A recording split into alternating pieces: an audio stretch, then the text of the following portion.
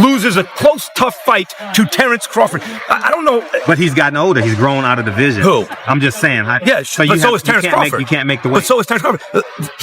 I picked Terence Crawford because he started 135.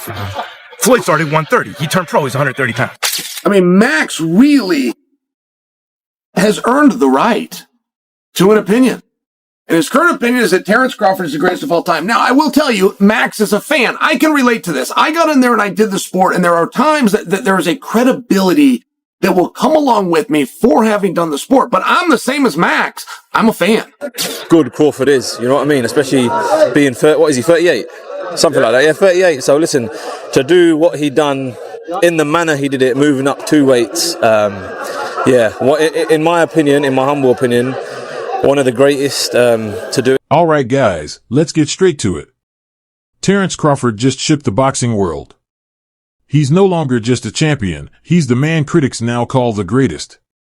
Floyd Mayweather built a spotless record, carefully choosing his path. But Crawford? He fought anyone, anytime, and climbed through divisions without fear. That's the difference.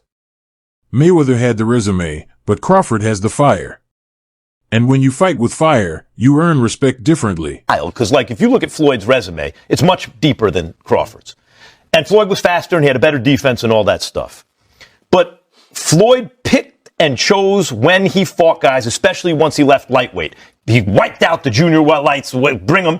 Lightweight, he jumps up to Jose Luis Castillo first thing. A lot of people think he lost the first fight, I didn't, but then he won the rematch. But once he left lightweight, he was careful about when he fought guys. So even though his resume is deeper with names, people remember, but he didn't want it with certain dudes at certain times. Crawford, we all witnessed, even though the resume is thin in certain ways, he wanted it with everyone the whole time. Oh, yes. That makes a difference to people. Max Kellerman breaks it down sharp. Floyd had speed, defense, and control, but he played the game safe. Crawford never cared about safe, he went straight for the killers. That's why fans are buzzing. Look, Floyd's name carries weight, but legacy isn't just about numbers. Legacy is about risk, about stepping into the storm without hesitation. Crawford showed us he doesn't just want titles, he wants everything that comes with danger.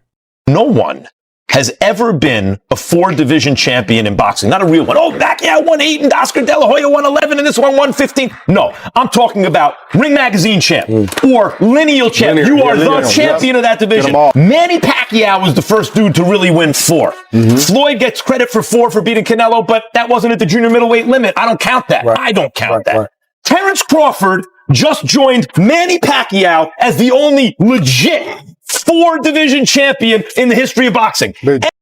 Listen, Mayweather's resume looks deeper, no doubt. But you can't ignore how careful he was about timing. Pacquiao, Margarito, Mosley, Floyd waited till the right moment. Crawford didn't wait. He fought whoever dared to step up.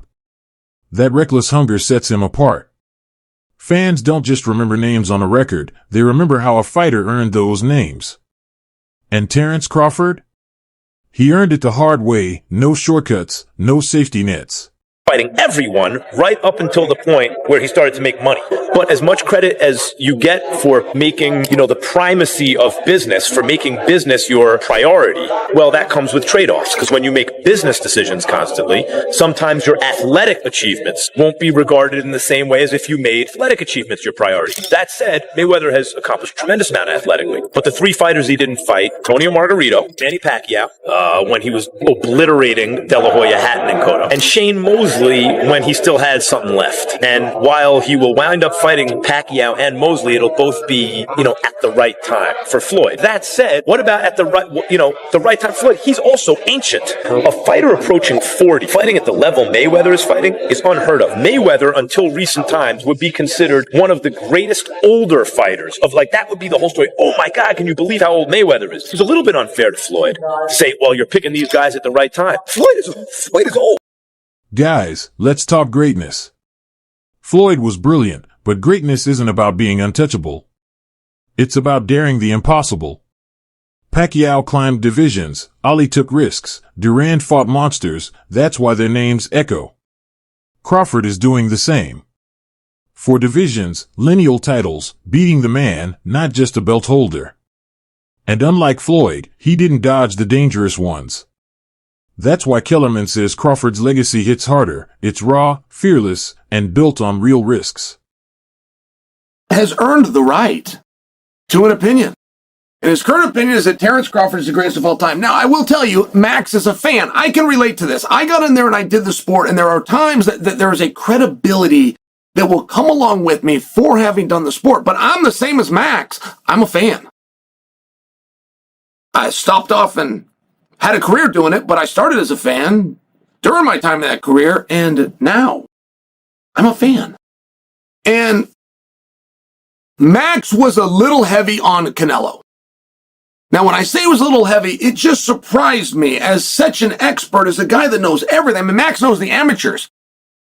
He knows what Usyk did in the Olympic Games and the World Championships and the Golden Gloves before that, and he knows everybody else as well. I was a little surprised, if I'm being fair, at how much he thought Canelo was a great fighter. That part did surprise me. But just because Canelo has been beat doesn't mean he's not. It's interesting. Canelo's had some really hard fights, and by the way, he's had a lot of them.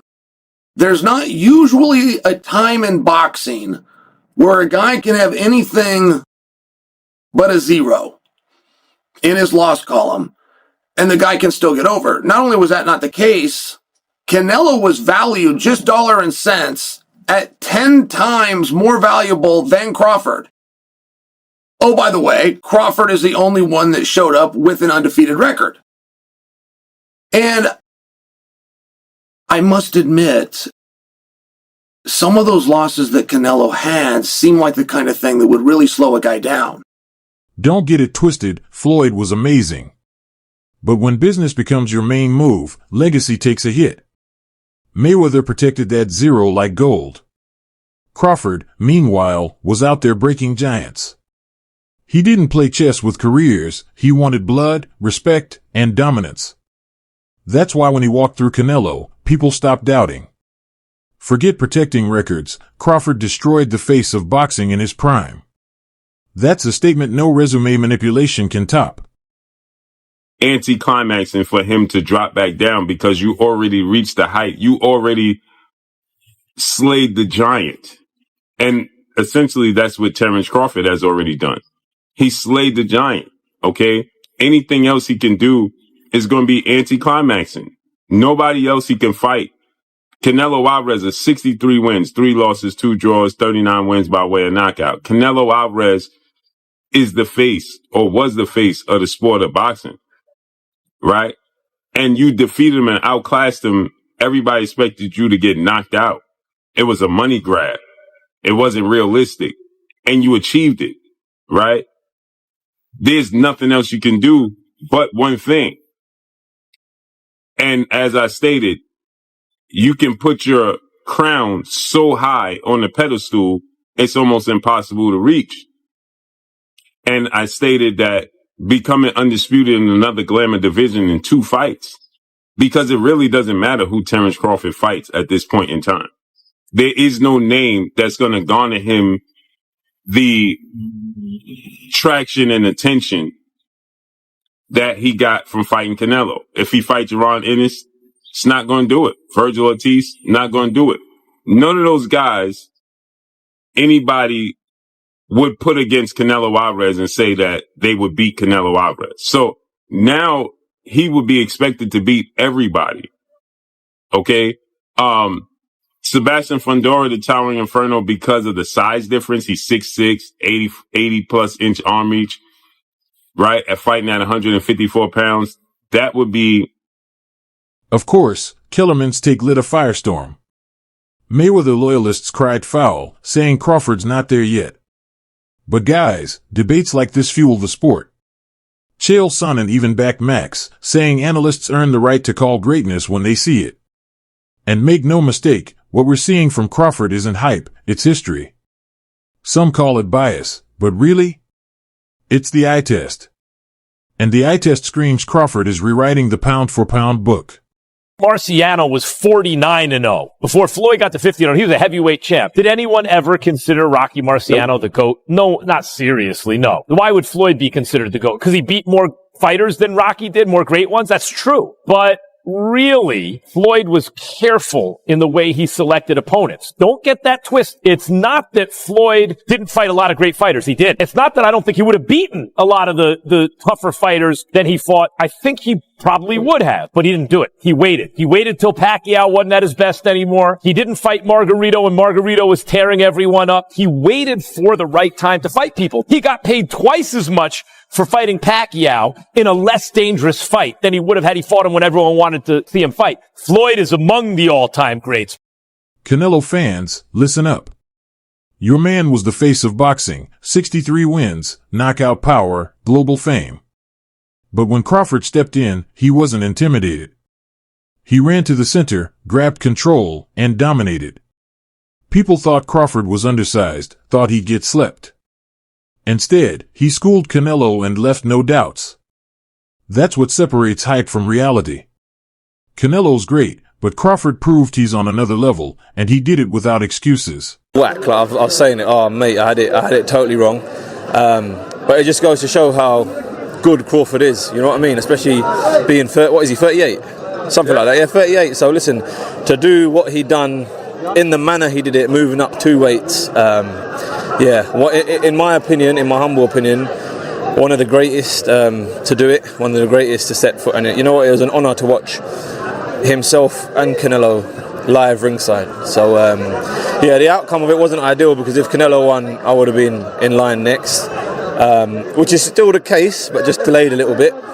And I suppose it all depends what Crawford wants to do. I saw a post from Umar, actually, who put out before the fight, said, I really want my boy Hamza to win, but I think that Crawford will win. And I think a lot of people kind of possibly have seen that sentiment of they want him to win for you, but at the same time, a few people I spoke to picked Crawford to win. Yeah, no, exactly. And it was a split of opinions, wasn't it? It was very, very divided. But then straight away, when the first bell went, and I see Crawford run to the centre, grab centre, you know he weren't there to fuck around, man.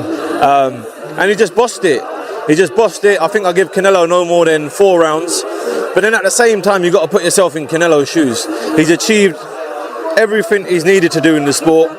He's earned more than enough money, and he's still daring to be great. So as a fighter, as a fan, we can only appreciate that. And the journey doesn't stop. Reports say Crawford is eyeing undisputed glory at middleweight. That's insane. Most fighters settle after taking down a legend. Not Bud. He slayed the giant, and now he wants more. If he pulls it off, he'll etch his name in stone as one of the rare fighters who kept raising the bar when everyone else would have coasted. That hunger is what makes him terrifying. He's not satisfied. He's obsessed. 7:36 to 8:35. Now, let's not ignore the business side. Saudi Arabia's influence is growing, shifting boxing's center away from America. Big money cards, spectacle fights, star-studded events, and guess who's in the middle? Coming to America with that. For that, he is coming to take boxing to Saudi Arabia. He is not trying to help boxing in America. He is trying to help boxing in Saudi Arabia. And in order to help boxing in Saudi Arabia, he has to do damage to American boxing, because American boxing is the mecca of boxing right now, and he wants to change where the mecca is. So when he backed Canelo Alvarez and Terence Crawford, I did a video and I said, we know what this is going to be. This is going to be them trying to get this fight over for Canelo Alvarez. And then after that, Turki Al-Sheikh wants to take Canelo Alvarez to Saudi Arabia so he can fight Hamad Shiraz. And Hamad Shiraz can be the one to beat Canelo Alvarez and become the undisputed champion. And that was the end game that Turki Al-Sheikh had. So let's now talk about the fight that was necessary for Canelo to win in order for Turki's plans to come off. Terence Crawford had to lose to Canelo Alvarez.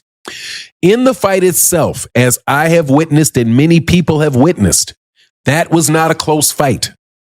That was a fight in which Terence Crawford won and won convincingly. The fight was probably close up until around round 4 or 5, at which point in time, Terence Crawford pulled out and pulled away and dominated that fight. Many experts, including myself, say that Terence Crawford won all but maybe 2 rounds. And there are some people that said that they didn't think Canelo won any rounds. Convinced Fighters like Canelo and Crawford. Critics argue it's more about money than competition. But love it or hate it, this is the new era. Crawford beating Canelo in that spotlight wasn't just a win, it was a global power move. Boxing's map is changing. 836 to 929. So here's the bottom line, guys, Floyd Mayweather is a legend, no doubt. But the debate about the GOAT is alive because of fighters like Crawford.